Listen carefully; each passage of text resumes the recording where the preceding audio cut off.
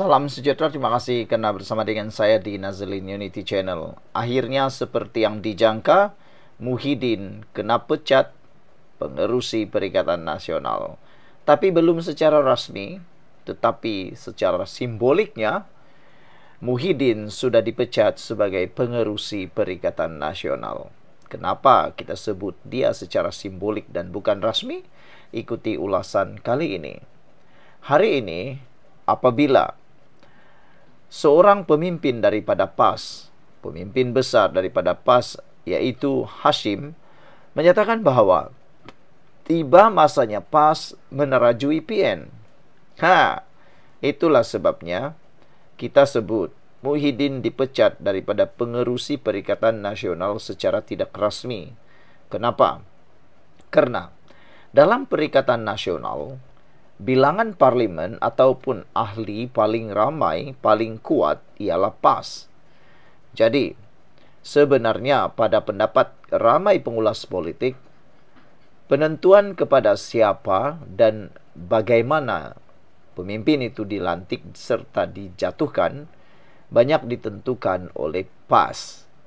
Karena kalau PAS tidak setuju, mustahil pemimpin di Perikatan Nasional itu boleh jadi pengerusi ataupun penasihat kepada Perikatan Nasional. Kepengerusian Muhyiddin Yassin hanya jadi apabila mendapat respon, mendapat restu daripada PAS. Kalau PAS yang memiliki kerusi paling ramai, paling banyak di dalam Perikatan Nasional tidak setuju, sudah tentu Muhyiddin tidak jadi pengerusi Perikatan Nasional lagi. Jadi, apabila Hasyim telah pun menyatakan, Hasyim Jasin hari ini menyatakan, Mursyidul Amin menyatakan menyokong pendirian sayap pemuda yang mahu pemimpin ataupun kepimpinan parti itu menarik JPN, itulah maksudnya kita kata Muhyiddin dipecat secara tidak rasmi. Sekarang Muhyiddin mungkin tinggal hanya boneka. Kenapa? Sebab PAS sudah mula mahu mereka menguasai Perikatan Nasional. Bersatu tinggal apa? Tinggal hanya debu-debu. Mereka tidak dapat lagi menguasai Perikatan Nasional. Jadi cita-cita mereka untuk mau jadikan Muhyiddin jadi Perdana Menteri kini malap dan tidak lagi ada harapan langsung. Jadi adalah para pemimpin dan penyokong serta pengulas politik menyatakan bahwa inilah balasan yang diperoleh oleh bersatu, khususnya Muhyiddin, Azmin Ali, Hamzah Zainuddin yang khianat terhadap parti mereka. Langkah Sheraton kini mula memberikan balasannya. Sebelum kita teruskan ulasan ini, jangan lupa tinggalkan komen Anda dengan tanda pagar hati-hati pengkhianat. Sebelum itu, saya kongsikan dulu kepada Anda semua, ini terapi imun Transofector for Life, terapi imun yang meningkatkan daya imun badan kita sehingga 400%. Secara umum dan ringkasnya, terapi imun ini mengajar, mendidik, dan menyeimbangkan sistem imun badan kita. Apabila imun badan kita lemah, apabila imun badan kita bodoh, apabila imun badan kita tidak seimbang, kita kena penyakit dan sukar sembuh daripada semua jenis penyakit. Penyakit berakar di dalam tubuh badan kita karena imun badan kita tidak mampu lagi mempertahankan tubuh badan kita. Tetapi terapi imun ini mengajar, mendidik dan menguatkan serta menyeimbangkan imun badan kita. Apabila imun badan kita sudah kuat, bijaksana dan seimbang, imun badan kita itulah yang akan menghapuskan semua akar penyakit yang berakar di dalam tubuh badan kita. Apabila akar penyakit itu dihapuskan oleh imun badan kita, kita sembuh daripada semua jenis penyakit. Cepat dapatkan produk yang hebat ini melalui nombor telepon saya yang tertera. Produk ini lulus KKM, halal dan diperakui oleh dokter-dokter di seluruh dunia. Kalau Anda sudah lama berdoa untuk masalah kesehatan Anda, mungkin ini jawaban yang Tuhan hantar untuk masalah kesehatan Anda. Saudara, hari ini kita dikejutkan dengan kenyataan daripada Mursyidul Ampas, Hasyim Jasin, yang mana dia menyokong pendirian sayap pemuda untuk supaya kepimpinan parti PAS menerajui Perikatan Nasional. Dia bercakap kepada wartawan, Hasyim bersetuju dengan pandangan bahawa sudah tiba masanya PAS memimpin gabungan berkenan, dan seterusnya negara. Jadi saya pernah suarakan hasrat ini pada tahun-tahun lalu bahwa Perikatan Nasional, satu keputusan yang melibatkan dasar, perlu dibuat selepas kita berunding, katanya lagi. Jadi sekarang Muhyiddin tinggal apa? Tiada lagi kuasa di tangan beliau. PAS dah bersuara. Bersatu pun sebenarnya sudah bersuara. 120 bahagian telah pun menandatangani satu surat SD yang waktu itu menular, kononnya mahu supaya Muhyiddin Yassin mengundurkan diri. Bermaksud sebenarnya Muhyiddin sudah tidak punya suara lagi. Sekian untuk kali ini. Jangan lupa tinggalkan komen Anda. Salam sejahtera. Terima kasih karena bersama dengan saya di Nazilin Unity Channel. Siapa calon terbaik Perdana Menteri Malaysia? Itu soalan netizen kepada saya selepas PAS mengumumkan bahawa mereka mahu menarajui Perikatan Nasional.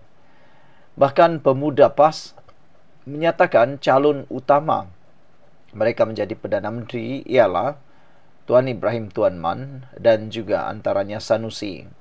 Dan sebentar tadi juga salah seorang pemimpin besar PAS sudah menyatakan bahawa mereka mempunyai beberapa orang calon jadi Perdana Menteri. Dia kata mereka mempunyai lebih daripada 2-3 lori yang lebih baik daripada Anwar Ibrahim. Kalau sekadar Anwar katanya lebih ramai. Jadi persoalan sekarang siapa yang akan menjadi Perdana Menteri? Sebenarnya menurut beberapa orang rakan sebagai pengulas politik dan juga seorang pengikut politik, mereka menyatakan bahawa PAS sebenarnya tidak punya calon Perdana Menteri pun. Mereka hanya berani cakap tapi tidak berani mengisytiharkan. Karena mereka tahu kalau mereka isytihar, mereka akan kalah dalam pilihan raya. Kalau tidak percaya, cuba mereka senaraikan satu yang benar-benar menjadi Perdana Menteri mereka. Pemuda PAS kata Tuan Ibrahim Tuan Man. Itulah yang mereka kata akan jadi Perdana Menteri. Tapi ramai netizen kata kalau Tuan Ibrahim Tuan Man jadi Perdana Menteri, mereka kata aura pun tiada, nak bercakap kepada dunia pun tidak tahulah macam mana. Macam mana nak mau dapatkan pelaburan kalau nak bercakap dengan duta, nak bercakap dengan negara luar pun tiada credibility. Saya pun hairan macam mana beliau pemimpin PAS itu menyatakan mereka ada 2-3 lori lebih baik daripada Anwar Ibrahim. Padahal jika dilihat Anwar Ibrahim diangkat sebagai pemimpin utama dunia sekarang yang daripada kerajaan Islam yang antara top 10 di seluruh dunia. Dalam kepimpinan PAS, siapa agak-agaknya yang pernah diangkat, diberi anugerah jadi top 10 sebagai pemimpin terkenal besar di dunia? Adakah? Tolong sebutkan. Kalau ada, maknanya apa yang dikatakan oleh Yassin itu adalah Hashim itu ialah satu perkara benar. Kalau tidak, itu temberang yang tiada munasabahnya. Sebelum kita teruskan ulasan ini, jangan lupa tinggalkan komen Anda dan saya kongsikan dulu kepada Anda semua. Ini terapi imun Transofector for Life, terapi imun yang meningkatkan daya imun badan kita sehingga 400%. Secara umum dan ringkasnya, apabila imun badan kita lemah, apabila imun badan kita bodoh, apabila imun badan kita tidak seimbang, kita kena penyakit dan tidak sembuh-sembuh daripada semua jenis penyakit. Tetapi apabila terapi imun ini mengajar, mendidik dan menguatkan imun badan kita serta menyeimbangkan sistem imun badan kita, kita jadi sembuh, kita jadi sehat. Lalu penyakit yang ada dalam tubuh badan kita dihapuskan oleh imun badan kita. Imun badan yang kuat dapat menghapuskan semua jenis penyakit. Imun badan yang seimbang dapat menghapuskan akar penyakit yang ada dalam tubuh badan kita. Cepat dapatkan produk yang hebat ini melalui nombor telefon saya yang tertera. Produk ini lulus KKM, diperakui oleh doktor-doktor di seluruh dunia dan paling penting halal. Produk ini merupakan penemuan paling bersejarah dalam dunia kedokteran abad ini. Terapi imun ini adalah terapi imun yang paling dinanti-nantikan oleh seluruh dunia. Saudara, kalau Anda sudah berdoa bertahun-tahun untuk masalah kesehatan Anda, mungkin ini jawaban yang Tuhan hantar untuk masalah itu. Jawaban kepada masalah doa Anda. Saudara-saudara sekalian, ramai netizen menyatakan bahwa sehingga kini belum ada yang dapat menandingi kehebatan Anwar Ibrahim. Beberapa hari yang lepas, Anwar telah pun diberikan anugerah sebagai pemimpin keuangan dunia Islam yang sohor. Di Malaysia baru 2 orang yang dapat, yaitu Tun Abdullah Ahmad Badawi dan baru yang kedua Anwar Ibrahim. PAS ada dapat? Tiada. Perikatan Nasional ada dapat? Tiada. Tapi mereka kata mereka yang terhebat. Entahlah apa yang hebatnya. Kata netizen, lihat saja di Kelantan. SG4 lah paling senang, kata mereka. SG4 mula-mulanya baru diperkenalkan, saya ingat, wah hebatnya. Boleh mengatasi kekuatan negeri-negeri lain. Tetapi rupa-rupanya selepas 4 negeri ini bergabung, SG4 melalui SG4 dan penasihatnya pula adalah Tun Mahathir, sampai sekarang ianya macam batuk atas tangga, tiada hasil, tiada apa-apa hasil. Dan di sini boleh kita tengok sejauh mana kehebatan pemimpin-pemimpin PAS yang dianggap itu lebih hebat daripada Anwar Ibrahim. Dia kata berlori-lori ada dalam PAS. Entahlah siapakah pemimpin yang berlori-lori itu. Pertama sekali nak tengok dulu cara dia berucap. Berucap di hadapan delegasi dunia. Berucap di hadapan pemimpin-pemimpin besar dunia seperti Amerika, Jerman, Rusia, China, Jepun, Itali, Spanyol, Prancis. Kita nak tengok sejauh mana dia boleh berucap di hadapan pemimpin-pemimpin besar dunia. Jangan hanya berucap di hadapan penyokong saja. Jangan hanya berucap di hadapan para pemimpin-pemimpin PAS saja. Kita nak tengok sejauh mana dia boleh berucap di hadapan negara-negara besar. Contohnya, Tuan Ibrahim Tuan Man. Kita sudah tengok gaya dia berucap, cara dia berucap. Entahlah, kalaulah aku ni seorang pelabur, mungkin silap sikit, aku tak nak melabur kalau aku dengar cara dia bercakap. Tapi gaya Anwar Ibrahim memang luar biasa. Sehingga kan Anwar Ibrahim pernah dijemput oleh sebuah universiti yang terkenal di dunia untuk menyampaikan teks ataupun ucapan beliau berkaitan dengan keamanan dunia. Itulah kehebatan Anwar Ibrahim. Aku nak tanya sekali lagi lah, PAS adakah? Kalau dia kata hanya kata guna air liur ada 3-4 lori, itu hanya air liur. Kita boleh cakap lah kan? Boleh cakap, siapapun boleh cakap. Dan aku rasa sebenarnya PAS belum ada pemimpin yang setaraf dengan Anwar Ibrahim.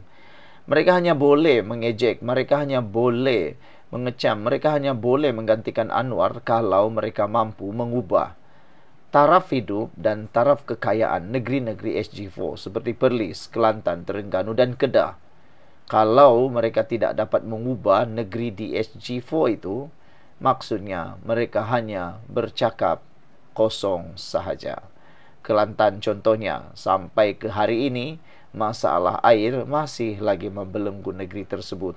Masalah pembangunan masih lagi membelenggu negeri tersebut. Sehingga ramai anak-anak orang muda Kelantan terpaksa pergi ke negeri lain untuk mencari pekerjaan, mencari sesuap nasi.